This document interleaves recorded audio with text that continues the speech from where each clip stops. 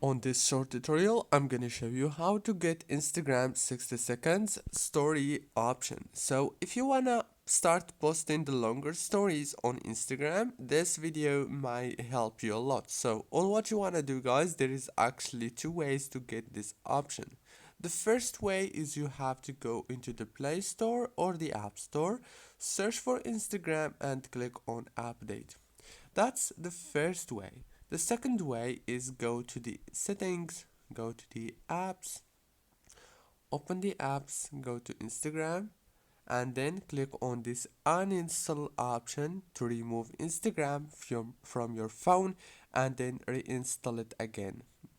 That's it. Very easy and simple. And if the problem is not solved yet and you still didn't get the latest version or this new option, this means that it's not available in your country.